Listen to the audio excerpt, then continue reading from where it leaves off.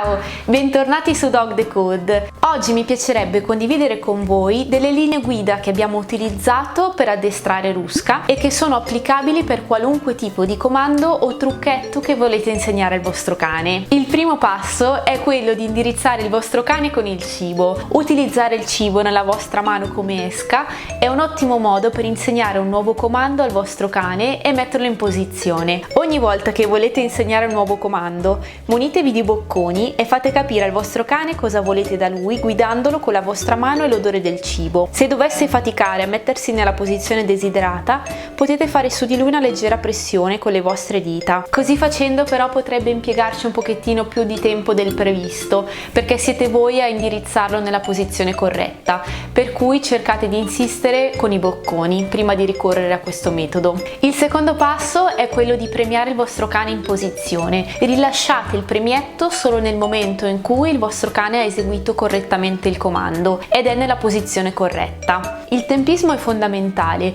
perché se doveste premiare il vostro cane troppo tardi potreste stargli insegnando il comportamento sbagliato. Per farvi un esempio, se state insegnando al vostro cane a sedersi e voi lo premiate nel momento in cui si sta alzando, il vostro cane potrebbe pensare: ok, allora mi devo sedere e mi devo alzare. Un altro metodo utile è quello di dividere l'esercizio. Non pretendete tutto e subito dal vostro cane, andate a piccoli passetti e fate in modo che il vostro cane possa imparare gradualmente. Per farvi qualche esempio, se state insegnando il terra, premiatelo anche nel momento in cui si sta abbassando mentre sta imparando. Oppure, ad esempio, se state insegnando al vostro cane a saltare un ostacolo, cominciate a metterlo per terra e pian pianino lo sollevate sempre più in alto. Dopo che il vostro cane avrà fatto più volte l'esercizio con successo con i bocconi, cominciate ad introdurre il comando verbale. Potete iniziare a dirlo nel momento in cui è nella posizione corretta e lo premiate immediatamente, e di volta in volta aspettate un attimo prima di dargli il premio. Nel momento in cui il vostro cane comincia a capire il comando verbale, piano piano togliete il gesto, rendetelo sempre meno evidente, in modo tale che il vostro cane possa eseguire il comando anche senza l'aiuto gestuale. Quando si sta insegnando il comando verbale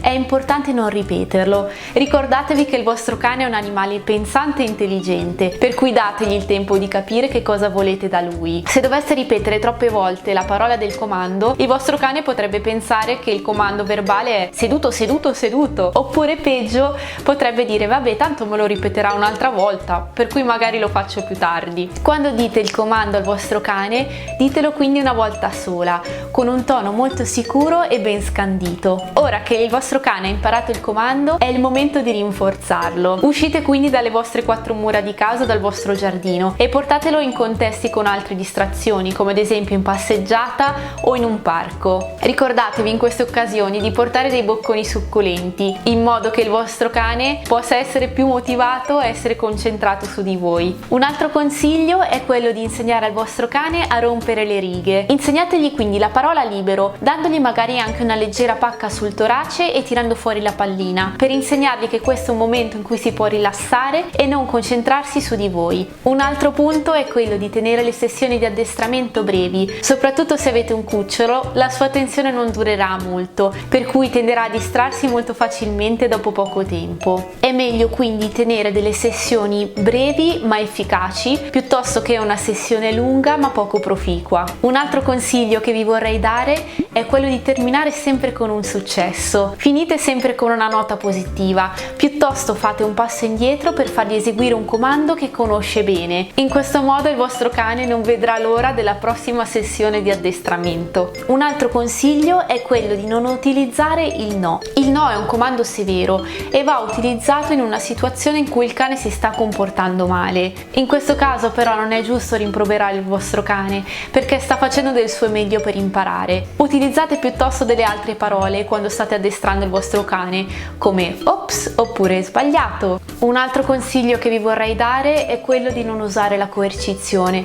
È vero purtroppo che il vostro cane può imparare anche attraverso un metodo negativo, questo però comprometterà il vostro rapporto e potrebbe fargli magari sviluppare delle paure e dei problemi comportamentali. Optate quindi per il metodo gentile, in modo che l'addestramento sia un'esperienza bella e positiva positiva per entrambi. L'ultimo punto che vorrei utilizzare per concludere questo video è quello di avere tantissima pazienza. La pazienza sarà la vostra chiave del successo. Gioite dei piccoli passi che farete insieme al vostro cane. Se il vostro cane si distrae troppo, riprovate un'altra volta. Se siete troppo frustrati perché non riesce a eseguire un comando, prendetevi una pausa. L'addestramento deve essere un momento gioioso e positivo per consolidare il vostro legame e per insegnare al vostro cane a rapportarsi meglio con il mondo che lo circonda. Eccoci alla fine del video. Scrivete sotto nei commenti se avete qualche altro punto da aggiungere. Sicuramente ce ne saranno molti altri. Ci vediamo nei prossimi video dove vedremo come insegnare dei specifici comandi. Grazie, alla prossima!